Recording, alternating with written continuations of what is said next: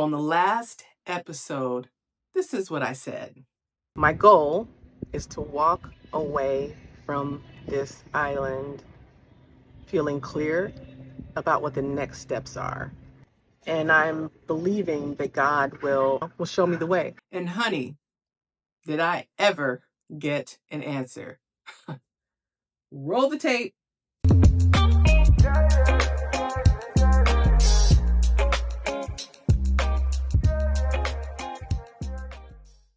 Hey everyone, welcome to the Michelle Major Show. Oh boy, let me just hop right into it. So I was in Belize last week, and y'all, I went specifically to try to get some answers to some very deep questions that I've been working through. And I just been feeling stuck, right? So this relationship is done, the marriage is over, and it just left. Now when I'm not thinking about all these things, like I have lots of questions, right? I have some reflection questions that I'm like, well, what's next? What do I want to do? Because now I feel like the world is wide open and I don't want to waste my time. I don't want to waste any more energy on anything that doesn't bring me joy, because I feel like I've been given this second chance, if you will. But now I have the wisdom of all the ways in which I know I need to live that don't work for me, the types of things that I want to experience, the things I never want to experience again. So I have more wisdom, and that's left this urge and this pull to do something with it and make this count, right? I'm on the beach, and what came to me was, Michelle, you have time, you have health, and you have freedom. Now, I've always known, like, Michelle, you're pretty blessed. I don't take for granted that I can go without a machine, because a lot of people cannot. So I'm like, yeah, I know that I am richly blessed. I'm blessed with talents. I'm pretty creative. There's a lot of things that I'm like, oh, I need some help in that area. But for the most part, I'm pretty true to and acknowledging of my gifts and blessings, right? Very thankful. Among all of those things, I was telling my aunt one time recently that of all the things I've accomplished or that I'm proud of, it's that I don't leave a trail of people behind me. I don't have any karma chasing after me. I don't have any karmic debt really that I have to pay, right? Like anything that's no guilt, no regrets, none of that. And that is something that I'm most happy about, right? No, not carrying any of that stuff, because that weighs on you.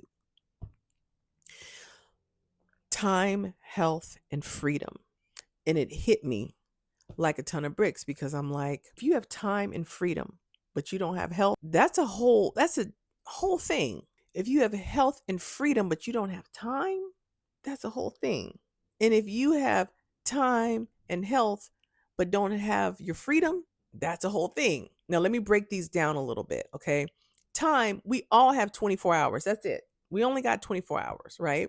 I'm talking about the time you make and the time you take. I'm talking about feeling like we've put so much things in front of us to do. A lot of it, and I've learned this I learned this the hard way recently, of stuff that wasn't even asked for you to do. It wasn't asked for you to do. Just jumping in and taking on and managing things, especially if you're a woman, you know it. We tend to just hop in and start caregiving. For people who don't, a lot of times they don't ask it, right? And can resent you for it. I'm talking about time. Time that you're going to make and take for yourself. Freedom. Just because you have freedom to move about the world does not mean that you have the freedom to make decisions by, for, and about yourself, right? That's a different, I'm talking about that kind of freedom where you can move and you can talk and you're free and you can make choices and decisions without having to think about other people and maneuver and navigate, but you're free to make decisions and move in the way you want to move in your life, speak in the way you want to speak in your life. Adventure, freedom. Finally, there's health. Health is something I think we take for granted. We don't notice our heart until it starts acting funny, till it starts skipping beats and arrhythmias and all these other things, that labels that they get. We don't notice things until they're broken. But notice the health that you have in your body. And all of this came at one time. So I'm hyper aware of the freedom that I have. I am hyper aware of my health. And I am hyper aware of the time in this moment that I can do whatever I want. I can spend it on things that bring me joy. All of them are right here. I do have time, I do have health, and I do have freedom in this moment. What am I going to do about it? And that was the download. So what are you going to do? We talk about freedom to move, and then people, well, I don't have freedom, money freedom. As it relates to your finances, it's up to you. We have it backwards. We say, let's get the money, and that will give us our time, our health, and our freedom. No, you have your time, health, and freedom. You go out and create that. Go out and create it. So I'm like, it's right now. I don't know how much time I have. I don't even know how much collective freedom we have anymore. Don't take that for granted, that you could just be able to walk around here and say what you want to say. How long? What? It's things are changing. But in this moment, I have all three. I'm not going to sleep on it. I can't.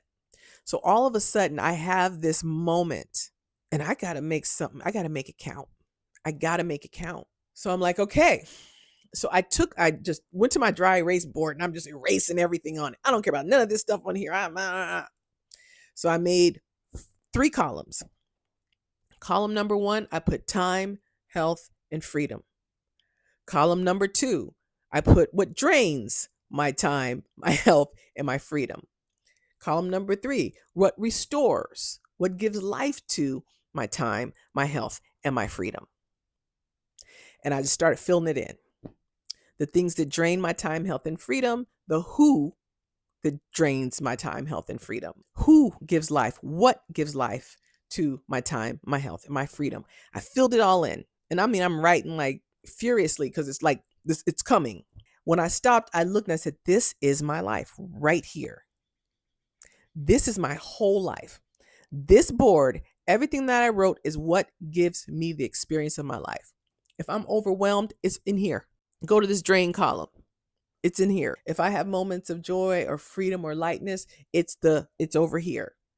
Everything that makes Michelle, that gives Michelle the experience of her life is right here, and I'm looking at it. So what are you going to do?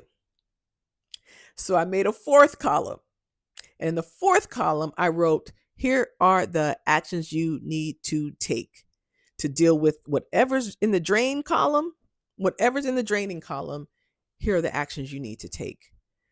Not a Thursday, I'll do this, or a gradual plan. You got 4 days. I don't know why I chose 4, but it is. You got 4 days because that was a Sunday. Clean all this up. Deal with it right now. Because tomorrow, because I got to clean the slate. And once I get rid of all this stuff that's draining me and deal with it, it may leave more questions, which it did. And I'll get to that in a minute. When I clean all that out, it leaves space now. Space for things to move, space for things to start happening, because I took out every single thing that is draining me. It included things like edibles. Especially during this divorce, I was like, edibles, like I needed to, and I couldn't stop my mind, right? I don't need to stop my mind now. My mind is fine. I need to be clear. And it has long-term effects on my brain health. That I can't do. I already got brain fog. My mother has Alzheimer's. I don't want, no, right? So it could be things like that.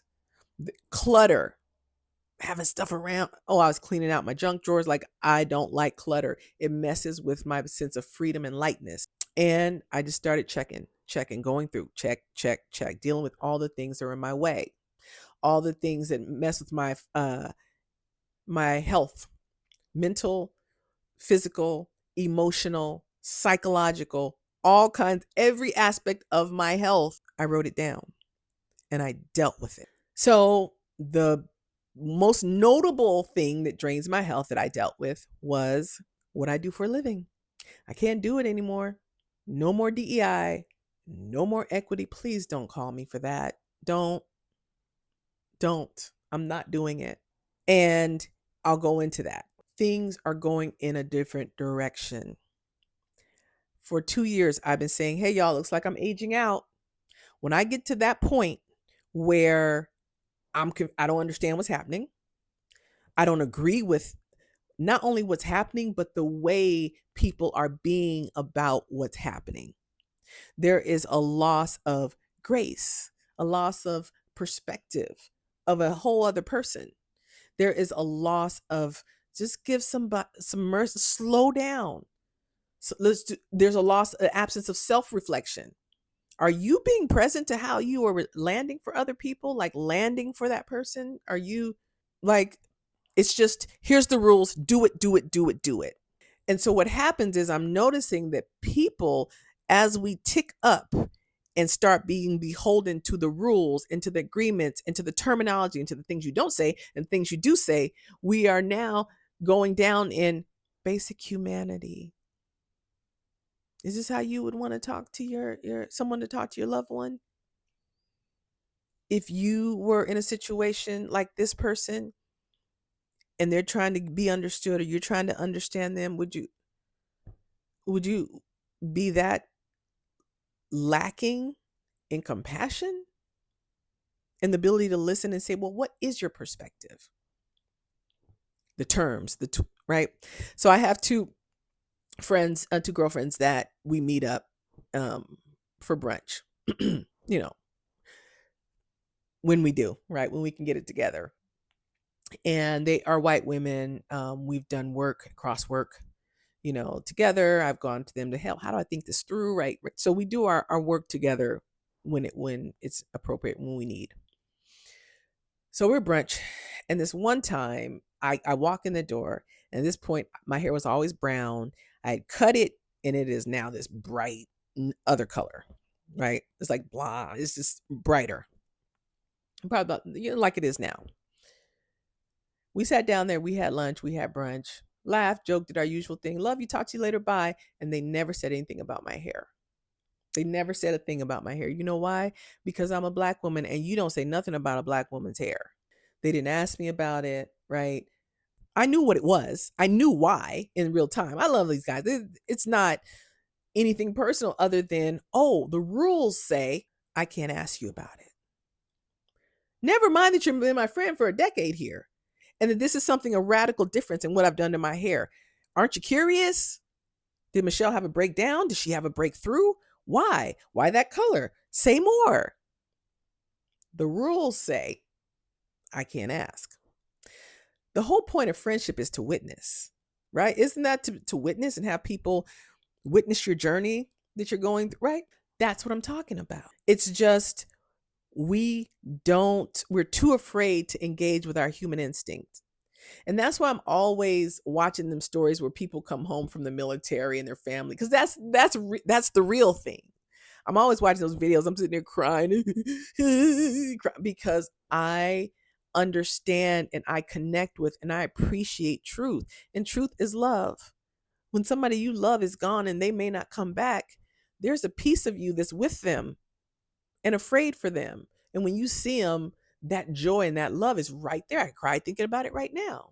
So we got to watch those and see those things in order to be able to understand when we're working together in a workplace. We don't bring that with us. We bring all our shoulds and our shouldn'ts and our values. Look, everybody has a bias, and I am getting tired of explaining bias in these technical terms. Look, we're all hardwired a certain way.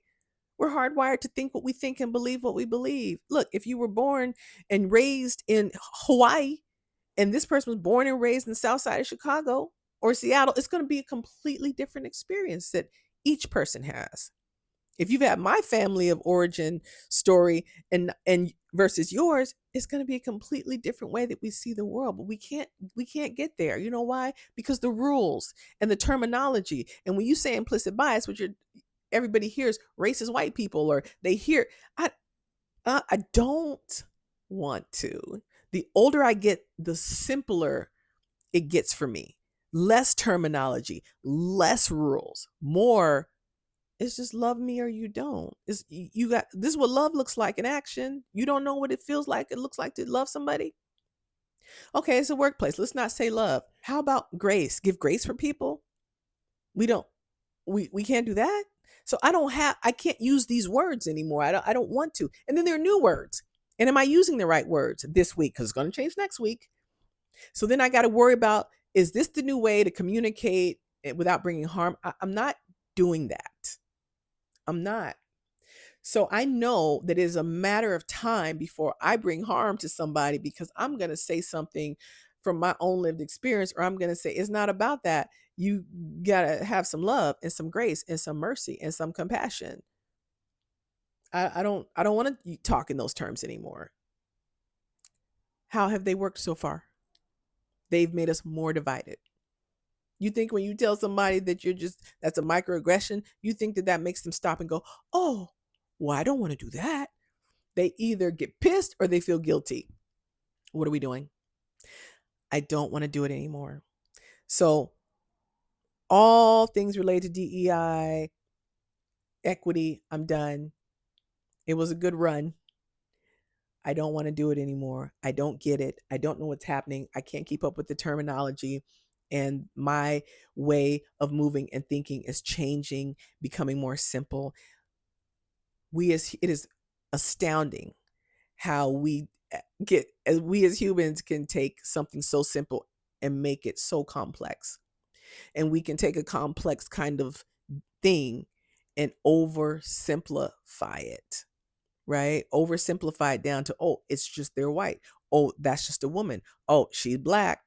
Oh, she's black. We just, without nuance and without the ability to hold people in their humanity, they're just this person, that person, racist, ignorant, some what, fill in the blank, phobic. But we just throw labels at everything, and the more labels, the less that we are actually stopping and listening. We take one piece of data and we label and define a whole person. I'm out. There are some things around organizational work that I do, culture work, changing the culture of an organization. I'm not too particularly fond of doing that in particular ways, right? That's the one where I'm like, I will think about it, um, and I will have to do it on a case by case basis. Case by case. I'm out. So I don't want to be in any environment where people don't ask me to be there. A leader will say, come in and lead my team. The team does not want me there. They do not want to engage in this thing. The leader is making them. And so now the leader is one person, and I'm in a room with 40 people, and there's a range of what they expect out of this. I've gotten feedback that I didn't stick it to people really like I do my trainings, and because I didn't, call out people more aggressively, I'm out. No more sitting in a training, a Zoom room with 30 people on a Zoom call and all their screens are off. They could be over here cleaning their carpets, jacking off, doing whatever they want to do. I don't know what's happening. That's like inviting somebody to dinner and then everybody turn your chairs away from the table. And I'm sitting there at the table eating my food and everybody just turns their chair away from the I'm out. I'm out. So I've the freedom that I never ever again have to, have to work or do something I don't choose. I never have to engage with people who don't choose me. I never have to feel the weight of somebody actively working against and defying the basic principles of love and grace and compassion, instead of calling people in.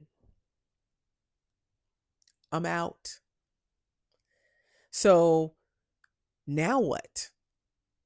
Now, I do have a couple. So those of you who are listening who are like, but Michelle, we supposed to do this thing in September. I got you. I got you. There are things that we are supposed to do. And for the people who I have scheduled things in, trust me when I tell you, one, I'll show up, but two, I I like, I'll even say I love your organization. I love the people that I have on deck are folks that I would actually go through some challenges with, or I have a relationship with you, so I care. That's different. Anybody who's not currently on schedule with me, just know, listen to what I'm saying. I don't want to do it. So now what? I don't know what it leaves this hole. Oh, I feel so free and I feel so light. I feel so free. I feel so light. But guess what? I need to make money. I wish that grace and compassion and love would just pay for this, because I could buy 5 of these houses if it was just about, if I could pay with love or pay with grace. That they don't take that at, well, they don't take that at the bank, right? So there's a responsible part. But this whole, I got to be safe and I got to be responsible. And what that costs me is my everyday experience of my life. I'm out. Now I got to figure out what I'm going to do. That is a question that I would work through or deal with 10 times over than to deal with moving every single day in an atmosphere where I'm not free. And it's costing me my time, my precious time that I don't know how much I have left of, and my freedom. I'm not free when I have to do that. So I don't know. Now, the other thing is, so that's the first download, like clean house, don't do it, don't do it, don't do it. The second thing is, well, what do I do? And the second one is, I already gave you that answer, Michelle. You started something a year ago, a little over a year ago. I know, a year ago. You started something. And that's what you were supposed to be doing. I told you what it was. I gave you the download. I gave you the idea. We had a plan. We had a thing. If you had done what I said to do, now you would not have any, oh, how am I going to feed? How am I going to eat? How am I going to pay for it? Yeah. You wouldn't have, that wouldn't be, if you did then what I told you to do. So I'm going back to it. Here's the thing about that thing that I've been talking about. It requires something that I don't know how to do. I don't know how to put them numbers together. I don't know how to put it together and package it in a way that says, here, investor, let's go. Those are the things I don't know how to do. But they're also requiring a new Michelle. I lived in Chicago.